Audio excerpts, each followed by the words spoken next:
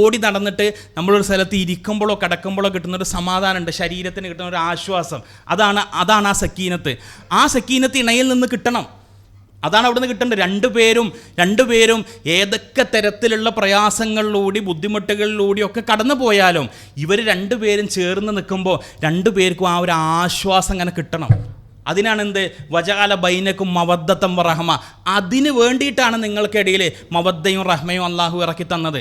അസ്സലാമു അലൈക്കും വറഹ്മത്തുള്ളാഹി. ഇന്ന് ചർച്ചയ്ക്ക് എടുത്തിട്ടുള്ള വിഷയം കുടുംബം ഒരു സാമൂഹിക സുരക്ഷാ വലയം എന്നുള്ളതാണ്. എങ്ങനെയാണ് കുടുംബം ഒരു സമൂഹത്തിൻ്റെ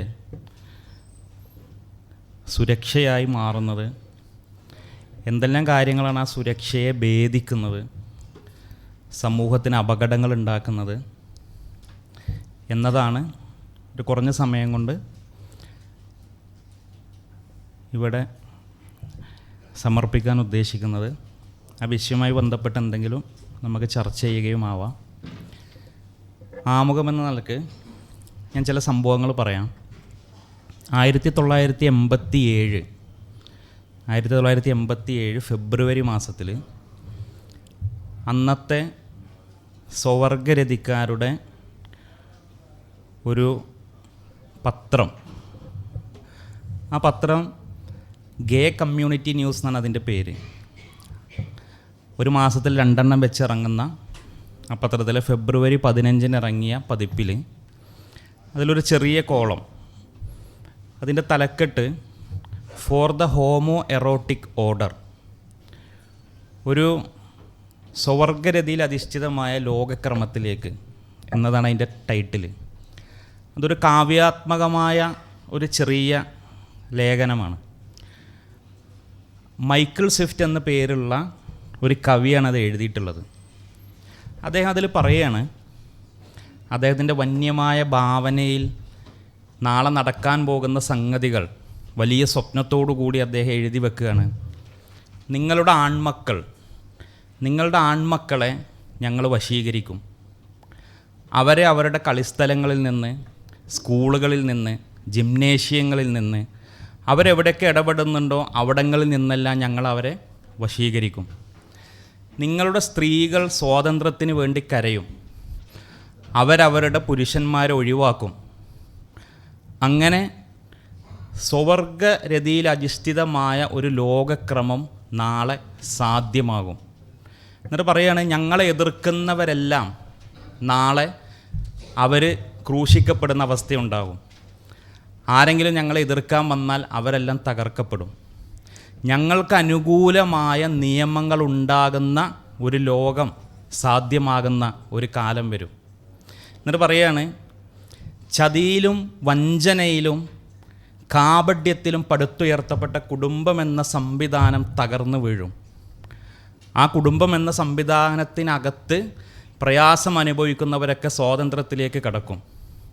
അങ്ങനെ നിങ്ങളെയെല്ലാം പ്രകമ്പനം കൊള്ളിക്കുമാറ് മുഖംമൂടികൾ അഴിച്ചുകൊണ്ട് ഞങ്ങളൊരു കാലത്ത് പ്രത്യക്ഷപ്പെടും എന്ന് 1987 ഫെബ്രുവരി 15 ഗേ കമ്മ്യൂണിറ്റി ന്യൂസിൽ മൈക്കിൾ സ്വിഫ്റ്റ് എന്ന ഒരു കവി അദ്ദേഹത്തിൻ്റെ വന്യമായ ഭാവനയിലൊരു സ്വപ്നം എഴുതി വെക്കുകയാണ്. എന്നുവെച്ചാൽ 36 വർഷങ്ങൾക്ക് മുമ്പാണ്. ഏകദേശം അന്ന് അവിടുന്ന് അങ്ങോട്ടൊരു 3.5 പതിറ്റാണ്ടിന് ശേഷം കേരളത്തിലെ ഒരു സാഹചര്യം നമ്മൾ മനസ്സിലാക്കുക. കേരളത്തിൽ 2022 ഒരാണ് പ്രസവിച്ചു എന്ന പേരിൽ ഒരു വാർത്ത പത്രങ്ങളിലെല്ലാം വലിയ ആഘോഷിക്കപ്പെട്ടിരുന്നു. സിയ എന്ന പേരുള്ള 2 പേര്. അതിൽ ഒരു പെൺകുട്ടിയായ ഒരാൾ, അവൾ ഒരു ദിവസം പറയുന്നു ഇനി മുതൽ ഞാൻ ആണാണ് എന്ന് പറഞ്ഞു വരികയും ആ പെൺകുട്ടി ഗർഭിണിയാവുകയും അവൻ ഒരു കുഞ്ഞിന് ജന്മം നൽകുകയും ചെയ്യുന്നു. പത്രങ്ങളെല്ലാം വലിയ ആഘോഷമാക്കി ലോകത്ത് ആദ്യമായി ഒരാണ് പ്രസവിച്ചു. സത്യത്തിൽ അത് പെണ്ണാണ്, സ്വയം ആണാണെന്ന് പറയുന്നു. അതിന് ഗർഭപാത്രമുണ്ട്, എല്ലാ സംഗതികളും ഉണ്ട്. ആ സമയത്ത് 2023 ഓഗസ്റ്റിൽ കേരളത്തിലെ ഉന്നത വിദ്യാഭ്യാസ മന്ത്രിയായ ആർ ബിന്ദു അവരുടെ സോഷ്യൽ മീഡിയയിൽ എഴുതി വെച്ചൊരു വാചകമുണ്ട്. അത് ഈ കുഞ്ഞിൻ്റെ ജന്മം, ഈ ആണ് പ്രസവിച്ചു എന്ന് പറയുന്ന ഈ കുഞ്ഞിൻ്റെ ജന്മം അത് പലതും പഠിക്കാനും പല തിരിച്ചറിവിനും നമുക്ക് വെളിച്ചം നൽകുന്ന ഒന്നായി മാറട്ടെ. എന്നിട്ട് പറയുകയാണ്, പരമ്പരാഗത കുടുംബ സംവിധാനങ്ങളെ തകർത്ത് പുറത്ത് കടക്കാൻ, എന്നിട്ട് അതിനെ മാറ്റി സ്ഥാപിക്കാൻ നമ്മൾക്ക് കഴിയട്ടെ. എന്നുവെച്ചാൽ 3.5 പതിറ്റാണ്ട് മുമ്പ് അമേരിക്കയിലൊരു സ്വവർഗരതിക്കാരൻ്റെ മാസികയിൽ ഒരു കവി എഴുതി വെച്ച അദ്ദേഹത്തിൻ്റെ സ്വപ്നം 35 വർഷങ്ങൾക്ക് ശേഷം കേരളത്തിലെ ജനാധിപത്യ സംവിധാനത്തിലൂടെ തിരഞ്ഞെടുക്കപ്പെട്ട ഒരു മന്ത്രി അവരുടെ സോഷ്യൽ മീഡിയയിൽ കുറിക്കുന്നത് അത് ആ സ്വപ്നം പൂർത്തീകരിക്കപ്പെട്ടു എന്നുള്ളതിൻ്റെ ഒരു തെളിവാണ്. നമ്മൾ മനസ്സിലാക്കുക, ബാലുശ്ശേരിയിൽ 2022 ജെൻഡർ ന്യൂട്രൽ യൂണിഫോം വരുന്നത്. എന്തിനാണ് ജെൻഡർ ന്യൂട്രൽ യൂണിഫോം? വളർന്നു വരുന്ന നമ്മളുടെ മക്കൾ സ്വയം ആണെന്നോ പെണ്ണെന്നോ ആവാനാകാത്ത വിധം വളരണം. അവർക്കൊരു തോന്നലുണ്ടാകരുത് ഞാനൊരാണാണെന്നോ ഞാനൊരു പെണ്ണാണെന്നോ. എന്നിട്ടോ 18 വയസ്സാകുമ്പോൾ അവർ സ്വയം തിരഞ്ഞെടുക്കട്ടെ, ഞാനൊരു ആണായി ജീവിക്കണോ ഞാനൊരു പെണ്ണായി ജീവിക്കണോ. അങ്ങനെ ഒരു ആൺ പെൺ സ്വത്വത്തിൻ്റെ അപ്പുറത്തേക്കുള്ള സ്വാതന്ത്ര്യം അനുഭവിക്കാൻ അവരെന്ത് ചെയ്യണം? പെണ്ണിൻ്റേതെന്ന് മുദ്ര കുട്ടപ്പെട്ട വസ്ത്രങ്ങൾ ഒഴിവാക്കണം, ആണിൻ്റേതെന്ന് മുദ്ര കുട്ടപ്പെട്ട വസ്ത്രങ്ങൾ ഒഴിവാക്കണം. എന്നിട്ട് അവരെല്ലാം തുല്യമായ ഒരേ രൂപത്തിലുള്ള വസ്ത്രങ്ങൾ ധരിക്കട്ടെ. ഈ കേരളത്തിൽ നടന്നതാണ്. അതേപോലെ നമ്മൾ ഈ ബിന്ദുവിൻ്റെ ട്വീറ്റിൽ തന്നെയാണ് ഈ ജെൻഡർ ന്യൂട്രൽ യൂണിഫോമിനെ, അതായത് ഒരു ഉന്നത വിദ്യാഭ്യാസ മന്ത്രി അതിനെ അനുകൂലിച്ചുകൊണ്ട് എഴുതുന്ന ഒരു പോസ്റ്റും നമ്മൾ സോഷ്യൽ മീഡിയയിൽ കാണുന്നത്. കൃത്യം 1 വർഷം മുമ്പ് 2025 ജനുവരിയിലാണ് കേരളത്തിലെ ഒരു മുഖ്യധാര രാഷ്ട്രീയ പാർട്ടിയുടെ മുഖപത്രം ആയ മാസിക വീക്കിലി, ആ വീക്കിലിയിൽ അതിൻ്റെ കവർ സ്റ്റോറിയായി വന്നത് ഡോണ്ട് മാരി ബി ഹാപ്പി എന്നായിരുന്നു. നിങ്ങൾ വിവാഹം കഴിക്കരുത്, സന്തോഷമായിട്ടിരിക്കും. കേരളത്തിലെ ഫെമിനിസ്റ്റുകളായ 3-4 പേര് എഴുതിയ ലേഖനത്തിൽ അതിലൊരു ലേഖനത്തിൻ്റെ തലക്കെട്ട് ഇങ്ങനെയായിരുന്നു: ഇനി നമ്മൾ വീടുകൾക്ക് തീ കൊളുത്തുക. സ്ത്രീകളോടാണ് ആഹ്വാനം ചെയ്യുന്നത്. ഇനി നമ്മൾ വീടുകൾക്ക് തീ കൊളുത്തുക. വീടിൻ്റെ അകത്ത് നമ്മൾ സ്ത്രീകൾ അനുഭവിക്കുന്ന എന്തൊക്കെയോ പ്രശ്നങ്ങളുണ്ട്. ആ പ്രശ്നങ്ങളിൽ നിന്ന് നമ്മൾ പുറത്ത് കടക്കണമെങ്കിൽ പ്രതീകാത്മകമായി വീടിന് തീ കൊളുത്തുക എന്ന് ആ ആർട്ടിക്കിളിൽ ലേഖനത്തിൽ എഴുതി വെക്കുന്നത് നമ്മളുടെ കുടുംബത്തിന് തീ വെച്ചുകൊണ്ട് സ്ത്രീകളെല്ലാം സ്വാതന്ത്ര്യത്തിലേക്ക് കടക്കുക എന്നുള്ളതാണ്. ഞാനിവിടെ പറഞ്ഞ ഈ സംഭവങ്ങളെല്ലാം അത് വളരെ യാദൃശ്ചികമായി ഇവിടെ സംഭവിച്ചതാണെന്ന് നമ്മൾ ധരിക്കുന്നുണ്ടെങ്കിൽ അവിടെയാണ് നമുക്ക് തെറ്റുന്നത്. ഇതെല്ലാം കുടുംബം എന്ന സംവിധാനത്തെ തകർക്കാനുള്ള കൃത്യമായ അജണ്ടകളുടെ ഭാഗമായി സംഭവിക്കുന്നതാണ്. അതുകൊണ്ടാണ് 987 മൈക്കിൾ സ്വിഫ്റ്റ് ഇങ്ങനെയെല്ലാം സംഭവിക്കുന്ന ഒരു ലോകക്രമത്തെ ഞങ്ങൾ സ്വപ്നം കാണുന്നു എന്ന് എഴുതി വെച്ചപ്പോൾ 3.5 പതിറ്റാണ്ട് കഴിഞ്ഞ് നമ്മളുടെ ഈ കേരളത്തിൽ പോലും ഇതെല്ലാം നടന്നുകൊണ്ടിരിക്കുന്നത് നമ്മൾ കൺമുമ്പിൽ കാണുന്നത്. അത് വെറുതെ എഴുതി വെച്ച സ്വപ്നമല്ല, അവരതിനു വേണ്ടി പണിയെടുക്കുന്നുണ്ട്. ഓരോ കാലഘട്ടത്തിലും അവരതിനു വേണ്ടി പണിയെടുക്കുന്നതിൻ്റെ ഫലമാണ് നമ്മൾ നമ്മുടെ മുമ്പിൽ അനുഭവിച്ചുകൊണ്ടിരിക്കുന്നത്. എന്താണ് നമ്മൾ ചെയ്യുക എന്നുള്ളതാണ്. കുടുംബ ബന്ധങ്ങളെ ശക്തമാക്കുക എന്നല്ലാതെ എങ്ങനെയാണ് നമ്മളിതിനെ പ്രതിരോധിക്കുക? അതായത് കുടുംബം എന്നുള്ളത് സമൂഹത്തിൻ്റെ ഒരു ഏറ്റവും അടിത്തട്ടിലുള്ള ഒരു യൂണിറ്റാണ്, ഒരു സാമൂഹ്യ സ്ഥാപനം, ഒരു സോഷ്യൽ ഇൻസ്റ്റിറ്റ്യൂഷനാണ്. ആ സോഷ്യൽ ഇൻസ്റ്റിറ്റ്യൂഷന് എന്തെങ്കിലും തരത്തിലുള്ളൊരു വിള്ളൽ വന്നാൽ അതിനകത്തേക്ക് അധാർമികമായ പലതും കയറിക്കൂടും. അത് മൊത്തം സമൂഹത്തിനെ തകർക്കുന്ന രൂപത്തിലേക്ക് പോകും. അതുകൊണ്ട് തന്നെ കുടുംബം എന്നത് ഒരു സമൂഹത്തിൻ്റെ ഒരു സുരക്ഷാ ഭിത്തിയാണ്. ആ കുടുംബത്തെ എത്രത്തോളം ശക്തമേൽ നിങ്ങൾക്ക് വേരാഴ്ത്തി നിലയുറപ്പിക്കാൻ കഴിയുമോ അത്രയും ശക്തമായ ആ കുടുംബ ബന്ധത്തെ നമ്മൾ നിലനിർത്തണം. അപ്പോൾ മാത്രമേ ഇതിനെ പ്രതിരോധിക്കാൻ നമ്മൾക്ക് കഴിയുള്ളൂ. കാരണം കുടുംബം തകർന്നാൽ, കുടുംബ ബന്ധങ്ങൾ ഓരോന്നും തകർച്ച നേരിടുമ്പോൾ അതിൽ വലിയ ബിസിനസ് കണ്ണുകൾ, പ്രോഫിറ്റുകൾ കാണുന്ന ആളുകൾ പുറത്ത് നിൽക്കുന്നുണ്ട്. ഈ കുടുംബം തകരുമ്പോൾ കുടുംബം നിലനിൽക്കുന്നത് കൊണ്ട് മാത്രം നടക്കാത്ത കുറേ കച്ചവടങ്ങളുണ്ട്. അത് ചിലപ്പോൾ മോശം കച്ചവടമായിരിക്കാം, അല്ലെങ്കിൽ നിയമപരമായി അംഗീകരിക്കപ്പെടാത്ത കച്ചവടങ്ങളായിരിക്കാം. പക്ഷേ അതെല്ലാം $1 ട്രില്യൺ ബിസിനസ്സുകൾ കൊയ്തെടുക്കുന്ന കച്ചവടങ്ങളാണ്. അതിനെല്ലാം എതിർത്ത് നിൽക്കുന്നത് ഈ കുടുംബ സംവിധാനങ്ങളാണ്. നിങ്ങൾ നോക്കുക, കുടുംബത്തിനകത്ത് സുരക്ഷ അനുഭവിക്കുന്ന 3 വിഭാഗങ്ങളുണ്ട്. കുടുംബം എന്ന സംവിധാനത്തിനകത്ത് സുരക്ഷ അനുഭവിക്കുന്ന 3 വിഭാഗങ്ങൾ. അതൊന്ന് വൃദ്ധരാണ്, രണ്ടാമത്തത് സ്ത്രീകളാണ്, മൂന്നാമത്തത് കുട്ടികളാണ്. ഈ കുടുംബം എന്ന സംവിധാനം ഇല്ലെങ്കിൽ ഇവരെല്ലാം അനുഭവിക്കുന്ന ഒരു ഇൻസെക്യൂരിറ്റി ഉണ്ട്. ആ ഇൻസെക്യൂരിറ്റി ഭയങ്കരമാണ്. ആ ഇൻസെക്യൂരിറ്റീനെ ചൂഷണം ചെയ്തുകൊണ്ട് നടത്താൻ ആവശ്യമായ കച്ചവട തന്ത്രങ്ങളെല്ലാം പുറത്തുണ്ട്.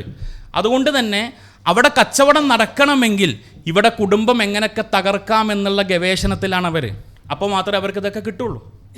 അതിന് നമ്മൾക്കിടയിലേക്ക് പലതും നമ്മളുടെ ഇടയിലേക്കുള്ള ക്യാമ്പയിനുകളിൽ നിരന്തരമായി നടന്നുകൊണ്ടിരിക്കുകയാണ്.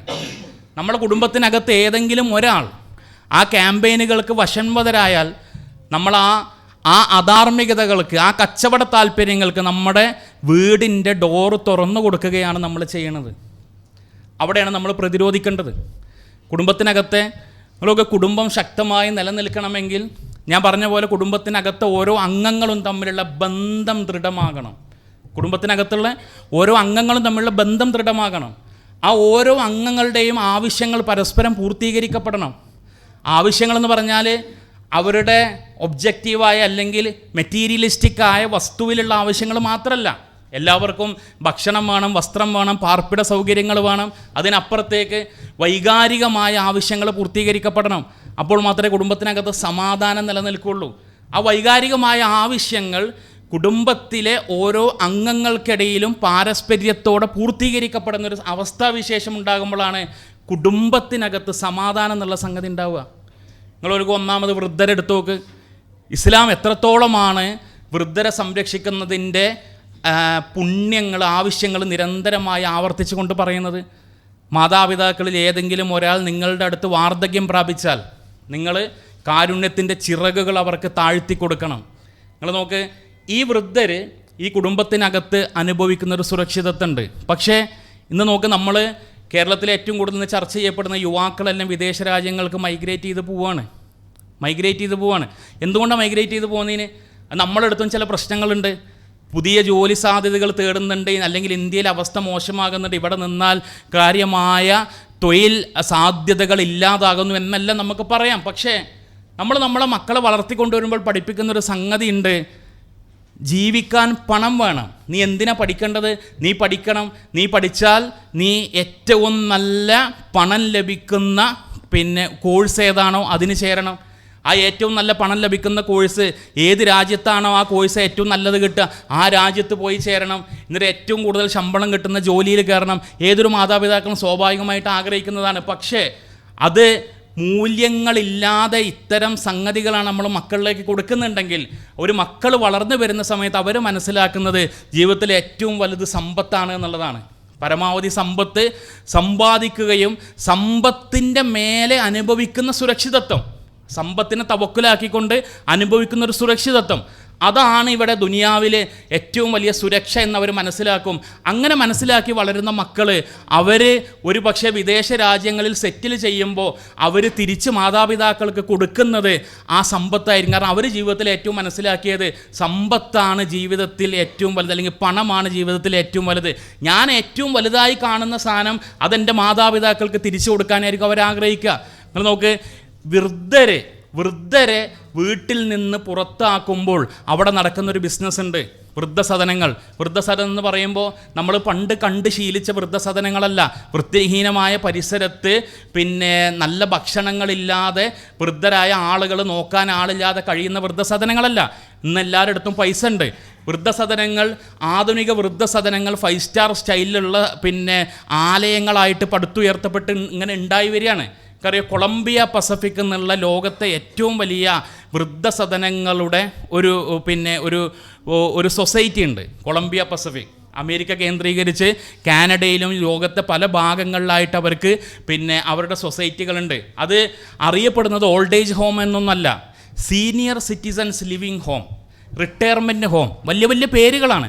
കേരളത്തിൽ ഇപ്പോൾ നിലവിൽ 1-2 ഉണ്ട്. പക്ഷേ കേരളത്തിലൊരു പ്രധാനപ്പെട്ട ബിൽഡേഴ്സ് അമേരിക്കയിലെ കൊളംബിയ പസഫിക്കുമായി കരാർ ഒപ്പിടുന്നു. കേരളത്തിലെ 5 ജില്ലകളിൽ ഈ രൂപത്തിലുള്ള വൃദ്ധസദനങ്ങൾ സമീപകാലത്ത് വരാൻ പോകുന്നു.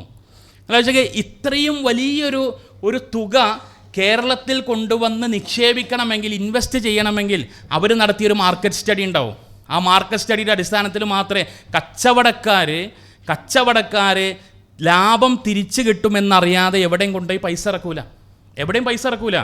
കേരളത്തിലെ 5 ജില്ലകളിൽ ഇത്രമേൽ പണം നിക്ഷേപിക്കണമെങ്കിൽ അതിൻ്റെ പിന്നിലൊരു മാർക്കറ്റ് റിസർച്ച് നടന്നിട്ടുണ്ടാവും. ആ മാർക്കറ്റ് സ്റ്റഡിയുടെ അടിസ്ഥാനത്തിൽ ഇത് ലാഭമുള്ളൊരു ബിസിനസ്സാണെന്ന് അവർ മനസ്സിലാക്കിയിട്ടുണ്ടാവും.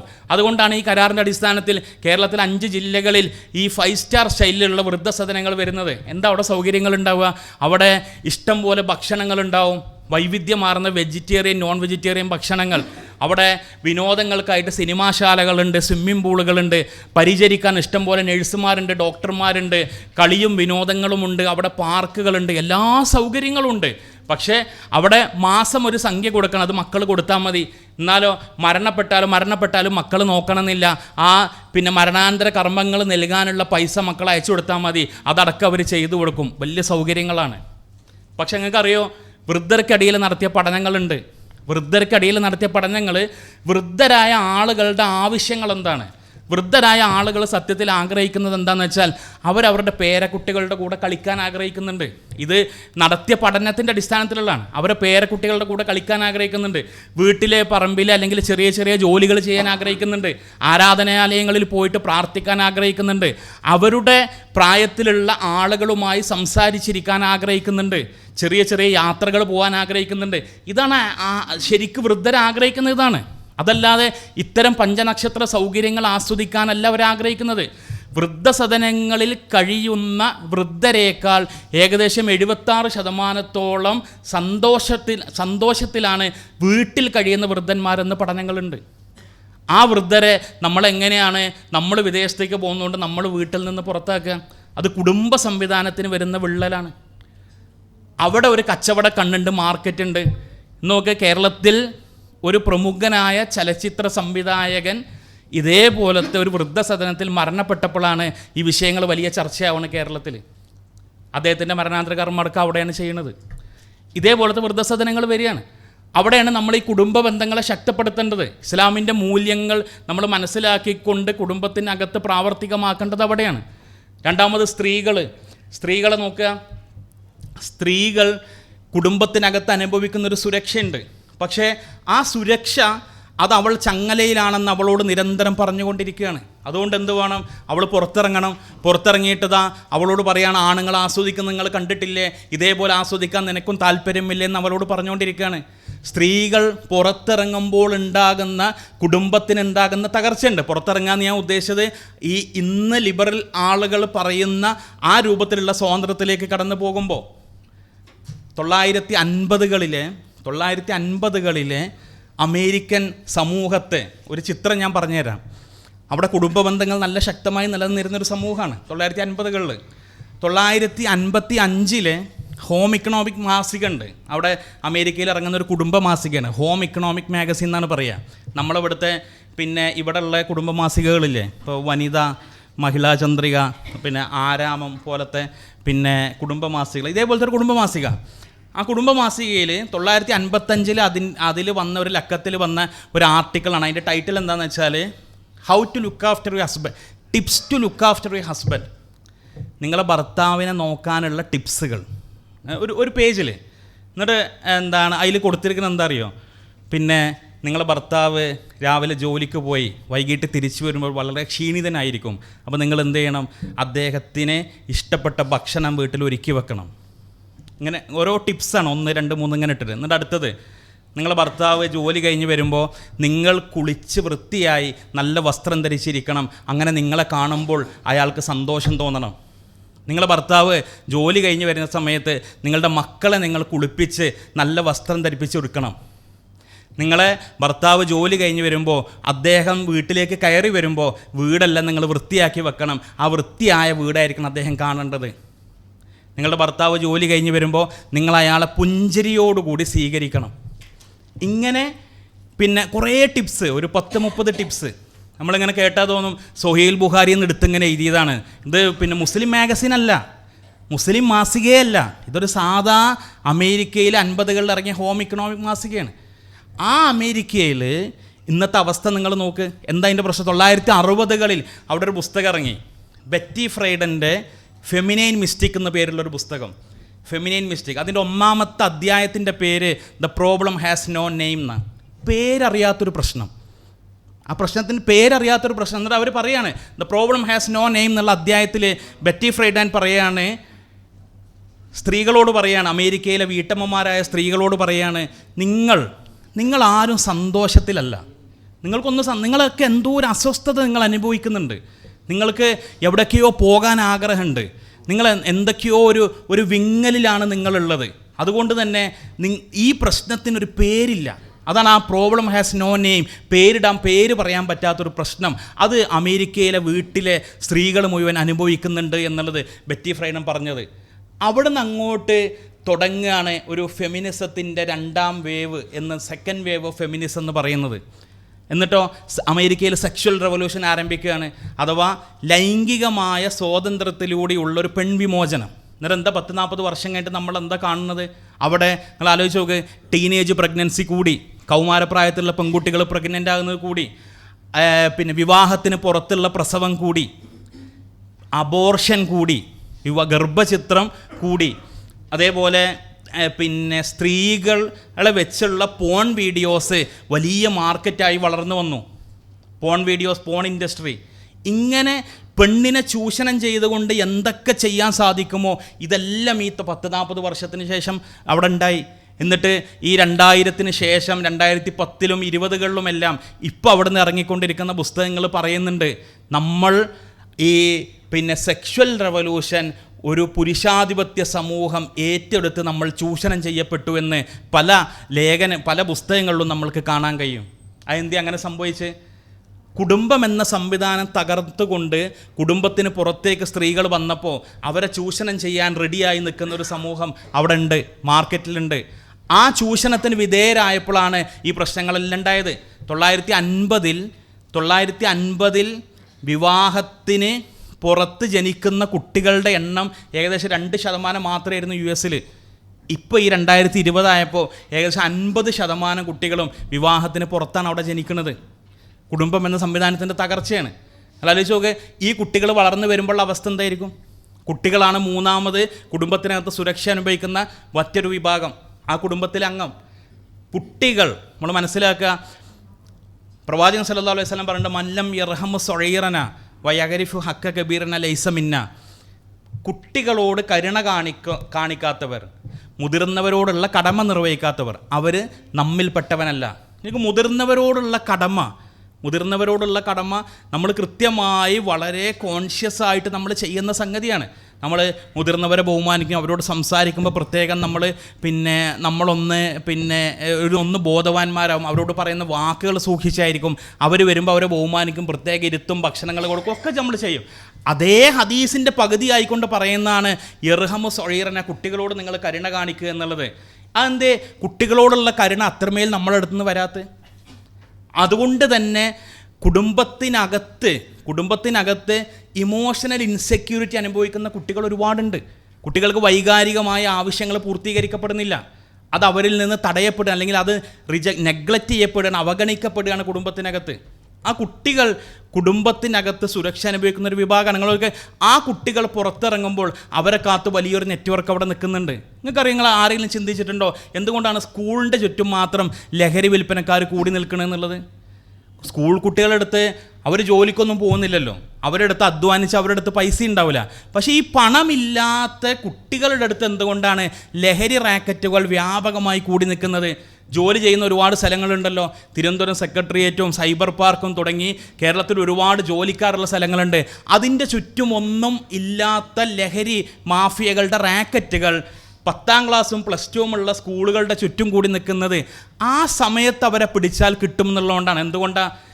ഏതെങ്കിലും തരത്തിൽ ഇമോഷണൽ ഇൻസെക്യൂരിറ്റി അനുഭവിക്കുന്ന കുട്ടികളുണ്ടെങ്കിൽ അവരവരുടെ സെക്യൂരിറ്റി പിന്നീട് കണ്ടെത്തുന്നത് പുറത്ത് മറ്റെന്തെങ്കിലും വസ്തുക്കളിലായിരിക്കും.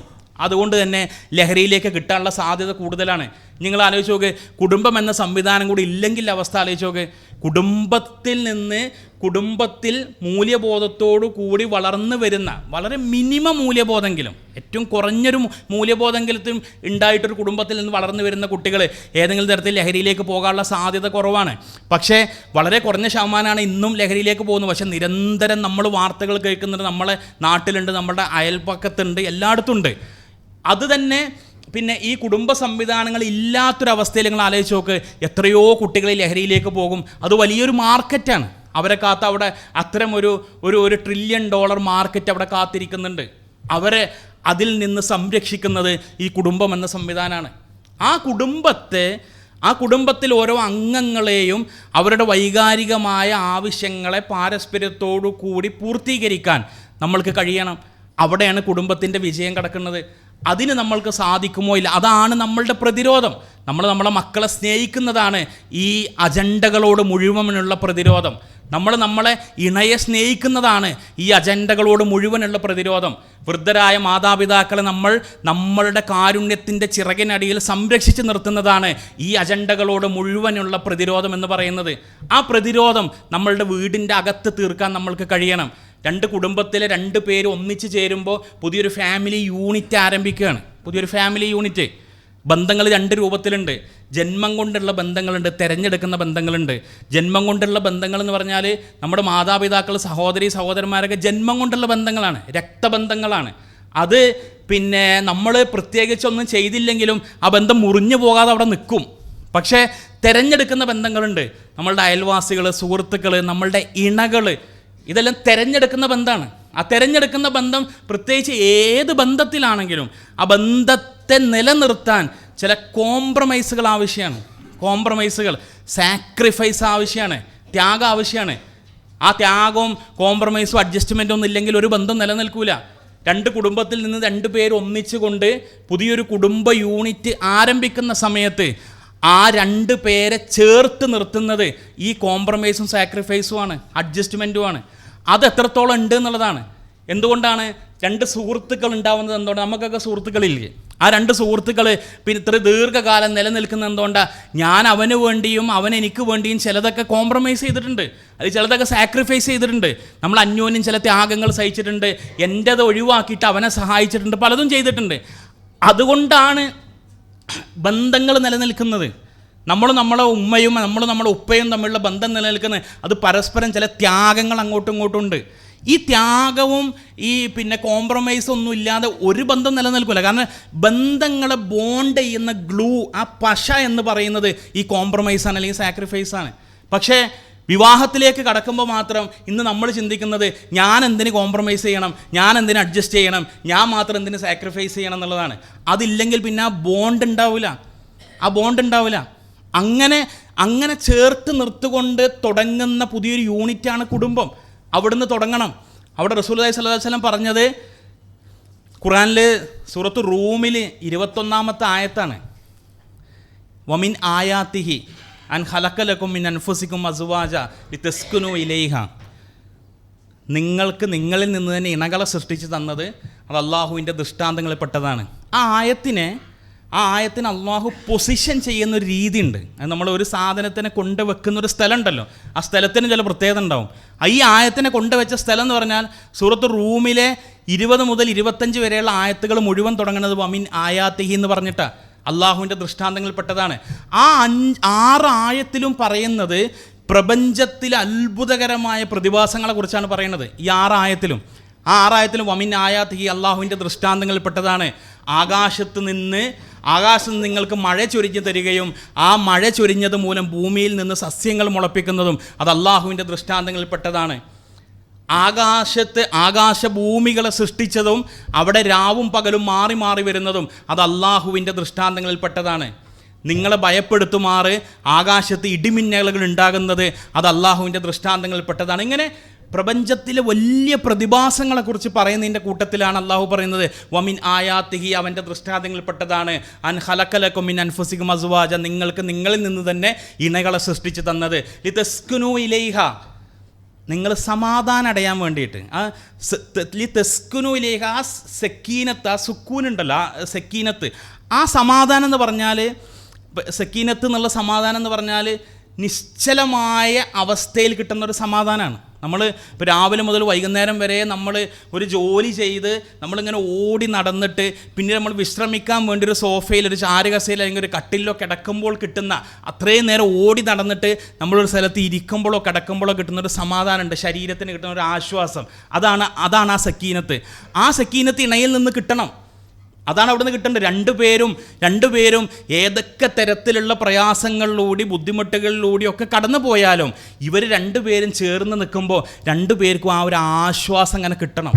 അതിനാണ് എന്ത് വജഅല ബൈനക്കും മവദ്ദത്തം വറഹ്മ. അതിന് വേണ്ടിയിട്ടാണ് നിങ്ങൾക്കിടയിൽ മവദ്ദയും റഹ്മയും അള്ളാഹു ഇറക്കി തന്നത്.